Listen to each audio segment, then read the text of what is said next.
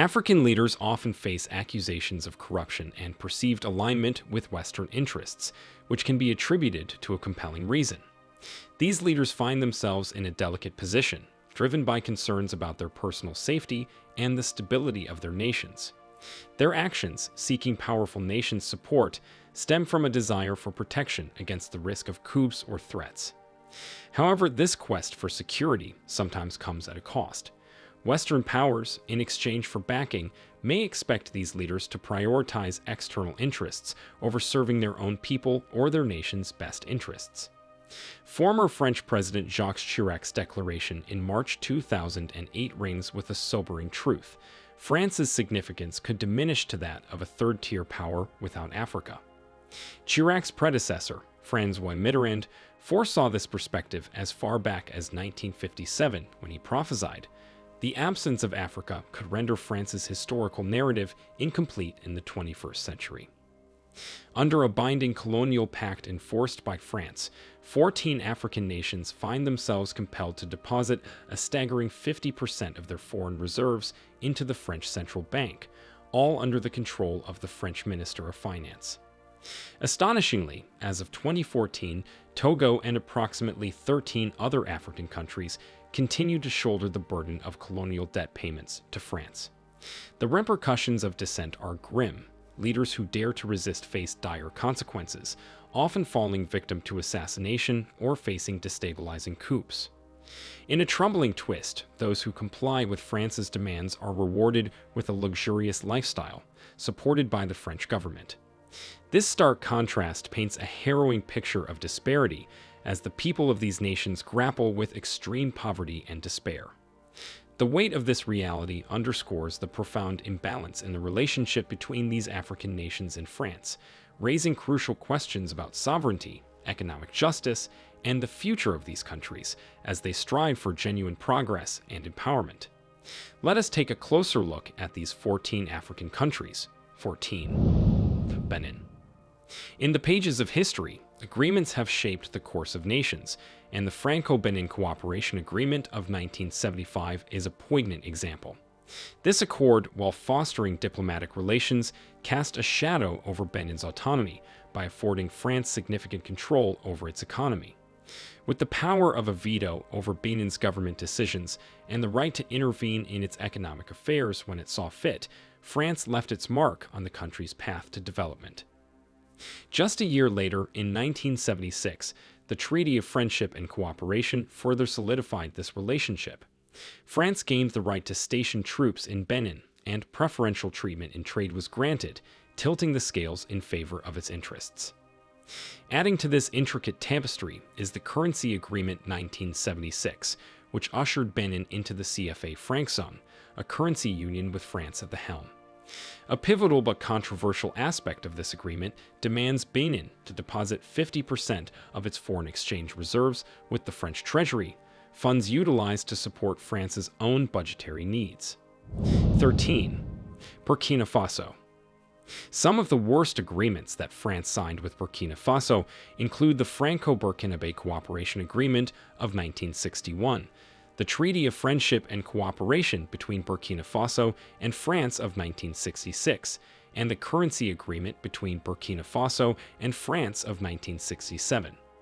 These agreements gave France a significant amount of control over the economy and politics of Burkina Faso, and they have been a source of tension between the two countries for many years. In recent years, there has been growing resentment in Burkina Faso against France's neo-colonial influence. In 2014, Burkina Faso's president, Blaise Compaoré, was overthrown in a popular uprising. Compaoré had been in power for 27 years, and he was widely seen as a puppet of France. Now the country is under Ibrahim Traoré, who is planning to oust France from the country. 12. Togo. In the realm of Togo's post-colonial journey, France's influence has woven a complex tapestry, evoking discussions on sovereignty, economic vitality, and political autonomy. The shadows of history, while highlighting Togo's independence, have left questions about the extent of its ability to navigate its own path. France has been accused of interfering in the Togolese elections on several occasions. In 1991, for example, France was accused of supporting a coup d'état that overthrew the democratically elected government of Togo. This interference has undermined Togo's democracy and has made it difficult for the country to develop its own political institutions. 11. Senegal. France has been accused of interfering in the Senegalese elections on several occasions. In 2012, for example, France was accused of supporting Macky Sall, who won the election by a narrow margin. Sall is seen as a close ally of France, and he has continued to implement many of the policies that were put in place by his predecessor, Abdoulaye Wade. Senegal has significant oil and fish reserves, and these resources have been used to benefit France rather than Senegal. For example, France has a monopoly on the sale of fishing rights in Senegalese waters. This monopoly has allowed French fishing companies to exploit Senegal's fish stocks, while Senegalese fishermen have been marginalized. 10. Niger. France's military presence in Niger has been linked to instability in the region. This has made it difficult for Niger to develop and has contributed to the rise of armed groups. One of the most controversial aspects of this Niger-France relationship is the exploitation of Niger's natural resources, such as uranium and gold. France has a monopoly on the mining of uranium in Niger, and it also has a significant presence in the gold mining industry. This has allowed France to exploit Niger's natural resources for its own benefit, while Nigerians have not benefited from this exploitation. For example, France has not paid Niger any royalties for the uranium that it has mined in the country. This has cost Niger billions of dollars in lost revenue. In addition, the mining of uranium has had a number of negative environmental impacts on Niger, including water pollution and the displacement of communities. But recently Niger has risen against France, deposed the leader they believed was put in place by France so they could use him as a puppet, and the military took over. Not only that, they also banned the export of uranium to France. 9. Mali. In recent years, there has been growing anger in Mali about the detrimental agreements that France has signed with the country. In 2020, there were protests against the French government and French companies operating in Mali. These protests were met with a violent crackdown by the Malian government. Under the terms of the CFA-Franc agreement, Mali is also required to pay a colonial tax to France. France uses this tax to finance its own budget, and it is not available for investment in Mali. This tax has further hampered Mali's economic development. Mali's military government has also asked France to leave the country, and they are asking Russia to help them do that. 8. Cameroon.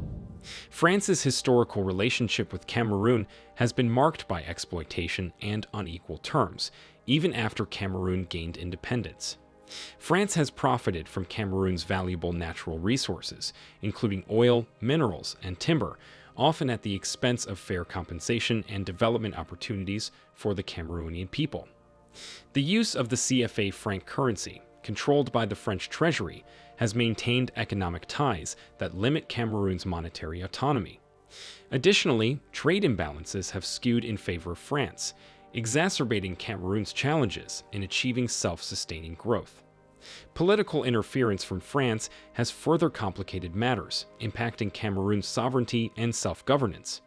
Raising awareness about this exploitation is crucial, as it highlights the need for fair, respectful, and mutually beneficial relationships between nations, promoting true development and equality. 7. Ivory Coast. France's historical influence has perpetuated economic dependency, primarily through the continued use of the CFA-Franc currency. This currency arrangement, controlled by the French Treasury, limits Ivory Coast's monetary policy independence, hampering its ability to make crucial economic decisions. Furthermore, France has maintained a strong presence in Ivory Coast's cocoa industry, one of the country's major exports.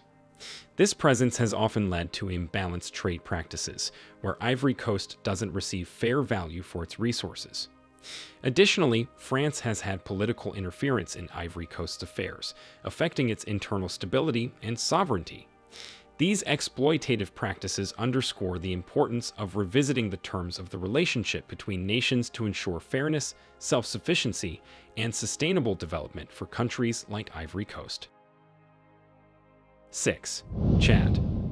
France's historical relationship with Chad has been a topic of concern, with allegations of exploitation and negative agreements that have impacted the country's development. One significant area of contention has been the presence of French military forces in Chad. While there have been instances where French military intervention provided stability, critics argue that these interventions, at times, did not prioritize the long-term interests of Chad, but rather served France's strategic goals in the region.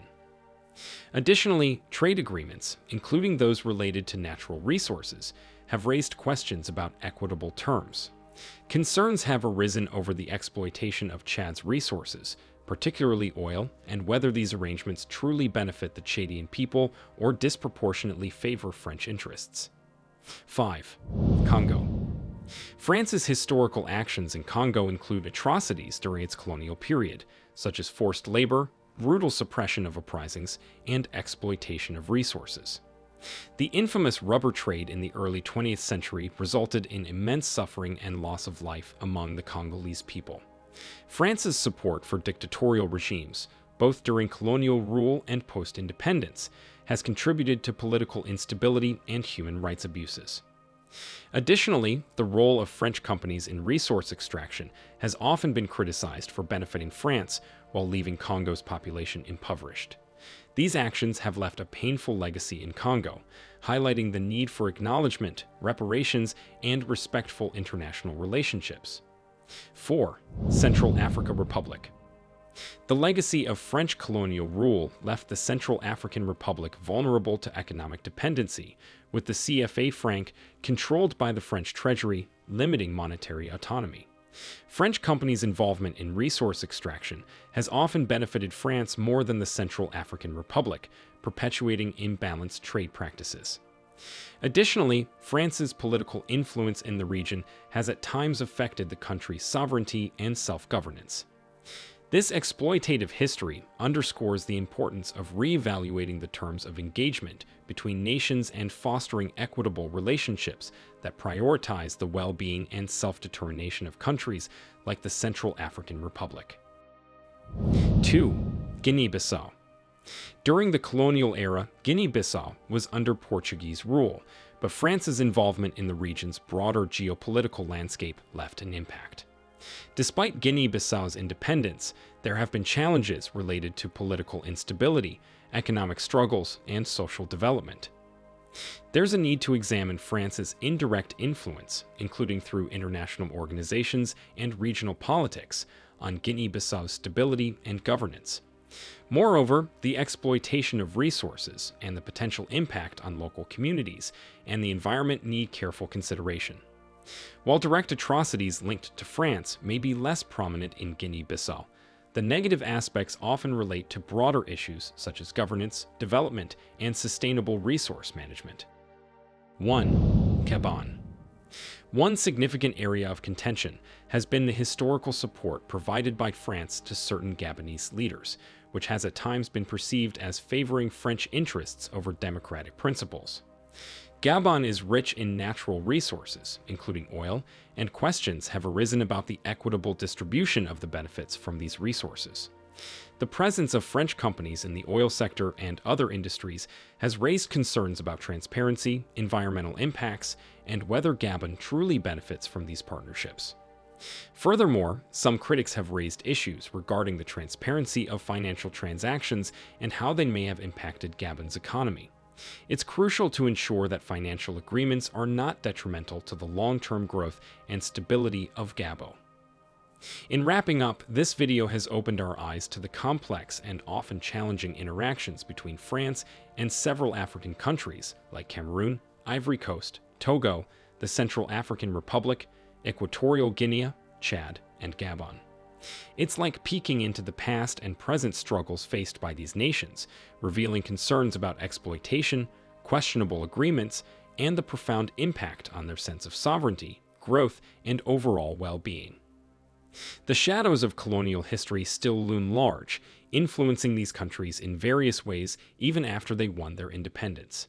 The agreements discussed, such as the CFA franc, Military cooperation and resource deals have raised eyebrows about fairness, transparency, and how much they genuinely help the local people. While we understand that France's interactions with these countries involve a wide spectrum of diplomacy, economic partnerships, and shared histories, the core principle remains. These relationships must first and foremost consider the interests of the African nations. Fair, respectful, and mutually beneficial interactions should be the foundation. The stories we've heard today emphasize the need for transparent trade practices, sustainable resource management, democratic support, and the protection of human rights. France and other global players have an essential role in addressing the issues highlighted here, ensuring that these countries can chart their paths toward genuine development, sovereignty, and self-determination. Moreover, let's not underestimate the power of public awareness and discussion. The more people know about these matters, the more potential we have for positive change. As global citizens, we are responsible for advocating for just relationships between nations, equal resource distribution, and honoring the independence of countries, striving to create prosperous futures for their citizens.